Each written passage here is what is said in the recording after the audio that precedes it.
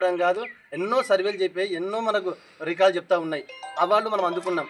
ఇంత అద్భుతంగా ఉన్న ఈ రాష్ట్రాన్ని ఈరోజు రైతులు నీ కాన్స్టిట్యూన్సీలోనే, కోడంగల్ కాన్స్టిట్యూన్సీ కొత్తపల్లి మండలం కేంద్రం ఉమ్మడి మద్దూరు మండలంలోని రైతులు గత 4 రోజుల నుంచి 5 రోజుల నుంచి రోడ్ల పైన ధర్నాలు చేస్తూ ఉన్నారు.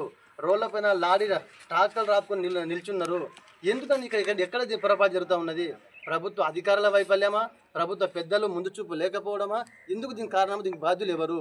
నేను ఒకటే విజ్ఞప్తి చేస్తూ ఉన్నా ప్రభుత్వ పెద్దలకు కానీ అధికారులకు కానీ. గత ప్రభుత్వంలో నేను రైతు బంధు సమితిగా 8 సంవత్సరాలు మండల పార్టీ ప్రెసిడెంట్గా పనిచేసిన. ఎక్కడ కూడా అప్పుడున్న అగ్రికల్చర్ ఆఫీసర్లు కానీ అప్పుడున్న అధికారులు కానీ ప్రతి గ్రామాన తిరిగి ఏ గ్రామంలో ఎంత ఆ ఊరు సిమ్మర్ ఎంత, అక్కడ ఎవరు ఎంత నాటి పెట్టిండ్రు, ఎంత సెలక పని చేసిండ్రు, ఆ లెక్కలు వాళ్ళ దగ్గర ఉండేది. దాన్ని బట్టి ఒక సెంటర్ ఏర్పాటు చేసి ఏ రైతుకు ఇబ్బంది కలగకుండా అన్ని ముందు చూపుతోనే అధికారులు చేసేది. ఈరోజు ప్రభుత్వ పెద్దల నిర్లక్ష్యంతోన అధికారులు కూడా దాన్ని వెనుకబడిందని నేను గట్టిగా వాదిస్తూ ఉన్నా. మండలంలో విచ్చలవిడిగా ఇసుక నడుస్తూ ఉన్నది. గత వారం 10 రోజుల నుంచి మద్దూరు పోలీసులు పట్టుకుంది, నారాయణపల్లి పోలీసులు పట్టుకుంది, స్పెషల్ పోలీసులు పట్టుకున్నారండి బండ్లు. అంటే మన పోలీసులు ఏమవుతున్నట్టు? అంటే పోలీసులకి స్తంభాలు ఉన్నట్ట? మేము ఇట్లా అనుకోవాల్సి వస్తుంది. రెవెన్యూ డిపార్ట్మెంట్ సంబంధాలు ఉన్నట్ట? మీకు లోకల్ పోలీసులు కాకుండా బయట వాళ్ళు పట్టుకుంటే లోకల్ పోలీసులు ఏం చేస్తున్నట్టు? మేడం స్పందించాలి, మేడం ఆలోచన చేయాలి. కంపల్సరీ మేము చెప్తా ఉన్నాం, స్థానిక పోలీసులు కానీ స్థానిక రెవెన్యూ డిపార్ట్మెంట్ స్పందించకపోతే మేము 100% స్పెషల్ వాళ్ళకి మేము కాంటాక్ట్ కావాల్సి వస్తుంది. విచ్చలవిడికి తీసుకుపోతుందండి. పెద్దపూరు, దుప్పరిగట్టు, బూనీడు, మన్నపూరు, అల్లిపూరు విచ్చలవిడికి తీసుకుపోతూ ఉన్నది. మన్నపూర్లో మన్నపూర్ బ్రిడ్జి నడుస్తూ ఉన్నది. సంతోషం, గౌరవ ముఖ్యమంత్రి కంగ్రాట్ చెప్తా ఉన్నా. బ్రిడ్జి శాంక్షన్ సంతోషం. బ్రిడ్జి సాటుకు పేరుకు బ్రిడ్జి, అక్కడనే ఇసుక స్టాండు, అక్కడే వాగల కన్స్ట్రక్షన్ పడడం వల్ల నా బండి ఇల్లీగల్ ఇసుకపోయింది. అప్పుడున్న కలెక్టర్ గారు నన్ను సీజ్ చేసి నా బండి లోపలేసిండు. నా బండి వాసన చెప్తున్నాను. నా దాని ఇప్పటి రిసిప్ట్ ఉంది. నేను అప్పుడున్న అధికారులకు 25,000 చలానా కట్టి బండి రిలీజ్ చేసుకున్నా. ఇది ప్రభుత్వం ఆదాయమా కాదా? మా ఎమ్మెల్యే గారిని అడిగా, సార్ నా బండి సీజ్ చేసిండ్రు, నా బండి నీ ఇడిపోయింది సార్ అంటే మా ఎమ్మెల్యే గారు చెప్పింది ఒకటే, నీ బండి అయినా ఇంకోటి బండి అయినా ఒకటే, తప్పదు కంపల్సరీ ప్రభుత్వానికి అది కట్టాల్సింది. కలెక్టర్ గారు ఏం చెప్తే వినాల్సింది. మాత్రం నేను చేయలేను తమ్మి అని ఆ రోజు మా ఎమ్మెల్యే గారు చెప్పిన మాట తప్పని పరిస్థితుల్లో నేను కట్టి ఆ రోజు 25,000 చలానా కట్టి నేను అమౌంట్ నా బండి రిలీజ్ చేసుకోవడం జరిగింది. ఈ రోజు బండ్లు నామకి వస్తకు అవుతున్నాయండి. మేము కంప్లీట్ చేస్తే ఎంఆర్ఓ పట్టించుకోడు, మేము కంప్లీట్ చేస్తే ఎస్ఐ పట్టించుకోడు. 100 కాలకు ఫోన్ చేస్తే 100 కాలు మద్దూరు పిఎస్కి ఫోన్ కలుపుతారు. మద్దూరు పిఎస్లో పలానా వ్యక్తి అంటే ఫోన్ స్విచ్ వాళ్ళు లేపరు, దగ్గర రారు. ఇది వాస్తవం చెప్తున్నా, నేను పక్క 100% వాస్తవంతో చెప్తున్నా. సార్ కొద్దిపాటి అక్కడక్కడ 2 లక్షల నేను శాంతి మీద ఇసుక మీద చలానా కట్టిన. నేను కాంటాక్ట్ చేస్తున్నట్టు అప్పుడు కలెక్టర్ గారు కోయ హర్ష సార్ గారు మమ్మల్ని ప్రత్యేకంగా మా ఎమ్మెల్యే గారు దగ్గర ఉన్న ఎమ్మెల్యే గారిని ఒకటే మాట, అన్న నాకు ఇసుక కావాలి, నేను సీసీలో వేస్తున్నా, నాకు 50 ట్రిప్ ఇసుక కావాలంటే అని ఒకటే చెప్పేది. నేను ఏం చేయలేను తమ్మి, అది ప్రభుత్వం పాలసీ, మీరు ప్రభుత్వం కలెక్టర్ సంప్రదించండి. నేను కలెక్టర్ గారిని అడిగితే కలెక్టర్ ఒకటే చెప్పేది. అప్పుడు అది సంబంధిత అధికారులను పిలిచేది. అక్కడ అధికారిని పిలిచి ఈ మదన వ్యక్తి సబ్ కాంట్రాక్ట్ పలానా వర్క్ చేస్తూ ఉన్నాడు, అక్కడ ఎంత స్టాండ్ పడుతుంది, 50 ట్రిప్పులు పడుతుంది, 7 5 35,000 అక్కడనే మన ఊరు మన ఇసుకలు ఆన్లైన్లో 35,000 కట్టించుకొని నాకు ఎంబడి స్టాండ్ టోకన్ ఇచ్చేది. ఆ స్టాండ్ కూడా ఎక్కడ అవినీతి జరగకూడదని చెప్పేసి నాకు ఒక వీఆర్ఏనో లేకపోతే ఒక హోంగార్డ్నో కానిస్టేబుల్ ఇచ్చి నన్ను మళ్ళీ డంప్ చేయించేది. ఈ విధంగా నేను చెప్తాను, నేను చేసిన కొద్దిపాటి వరకు నేను ప్రభుత్వానికి 3 లక్షల అమౌంట్ కట్టిన. నేను కాదు అలా సర్పంచ్ ఇంత వర్క్ చేస్తూ ఉన్నాడు, ఆయనకి 50 ట్రిప్పులు కావాలి, అక్కడ ఒక వీఆర్ఏని ఇచ్చేది, ఆయనకి 50 ట్రిప్పులు సమకూర్చేది, ఆయన 35,000 అమౌంట్ కట్టేది ఆ రోజు. ఈరోజు ఇంత దాదాపు 10 గంటల ఇంత పని చేసింది కదా, మీరు ప్రభుత్వానికి సమకూర్చే ఆదాయం ఏమైనా ఉన్నదా? సమకూరిస్తే ఈరోజు ప్రభుత్వం దివాళా చేయాల్సిన అవసరం లేదు కదా. గౌరవ ముఖ్యమంత్రి గారు చెప్తా ఉన్నారు, ప్రభుత్వం దివాళా చేస్తూ ఉన్నది, ప్రభుత్వంతో డబ్బులు లేవు, నేను ఏం చేయలేని పరిస్థితి ప్రభుత్వం చెప్తా ఉన్నప్పుడు, ముఖ్యమంత్రి గారు చెప్తా ఉన్నప్పుడు అధికారులు వీటన్నిటి బాధ్యులు అధికారులు. మా ప్రభుత్వం మారినప్పుడు మొన్న డిసెంబర్ 23 మీకు ఇచ్చిన ఆదాయం ఎంత? సంవత్సరం 18,000 కోట్లు. ఇప్పటికీ సంవత్సరం 18 నెలలు 15 నెలలు అయితే దాదాపు. ఆదాయాన్ని పెంచే బాధ్యత ముఖ్యమంత్రికి ఉండదా? ప్రభుత్వ అధికారులకు ఉండదా?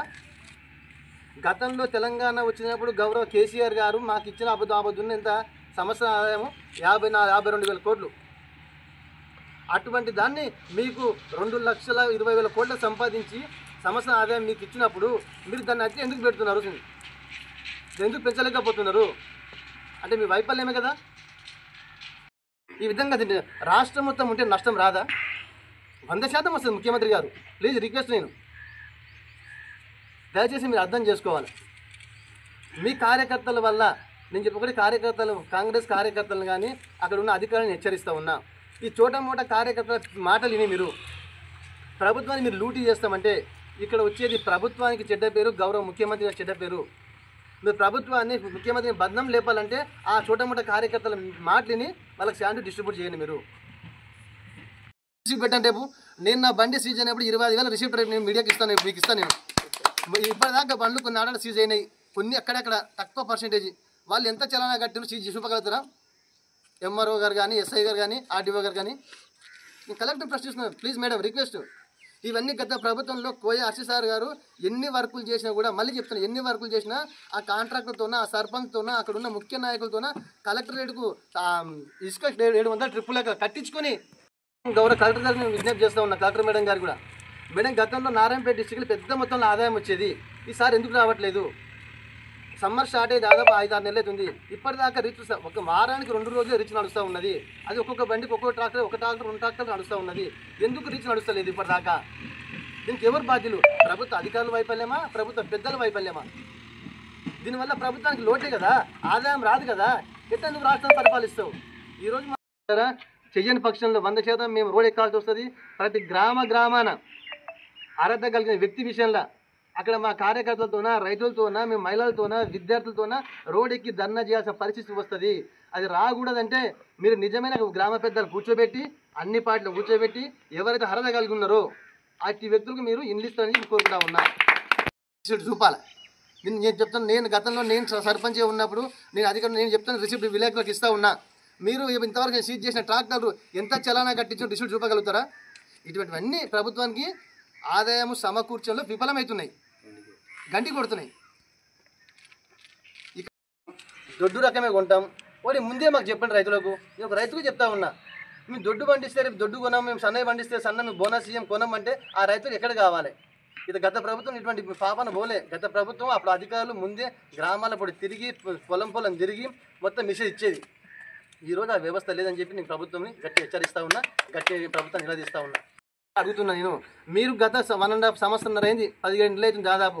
మీరు ఇచ్చిన ప్రభుత్వ వర్కులకు అక్కడ ఉన్న మీ కార్యకర్తలు కానీ, అక్కడ ఉన్న కాంట్రాక్టర్ కానీ నారాయణపేట డిస్ట్రిక్ట్ కలెక్టరేట్కి ఎంత కట్టిన అమౌంట్ చెప్పగలుగుతారా? నేను చెప్తా, స్వయం నేనే కట్టినా కాబట్టి. అక్కడక్కడ గత ప్రభుత్వంలో కొద్దిపాటి 99% అవినీతి జరిగేది. 100% ప్రభుత్వం కలెక్టర్ గారి ఆదేశాల మేరకు అవసరమవుతున్న అధికారులు చెప్పిన విధంగా అధికారులకు స్టాండ్ ఇచ్చేది, మేము అక్కడిని చలానా కట్టేది, అమౌంట్ కట్టేది, మాకు స్టాండ్ ఇచ్చేది. ఈరోజు చేస్తున్న ఈ కాంట్రాక్టర్ కానీ, కాంగ్రెస్ కార్యకర్తలు కానీ ప్రభుత్వానికి ఎందుకు మీరు ఆదాయం సమకూరుస్తలేరు? ఈ విధంగా చేయడం వల్ల నీ కాన్స్టిట్యూషన్ లోపల నేను నీగా చెప్తున్నా కదా, దాదాపు నీ కొత్త ఉమ్మడి మద్దూరు మండలం లోపలనే దాదాపు 100 లక్షలు కానీ కలెక్టర్ గారు నాకు చెప్పాలి.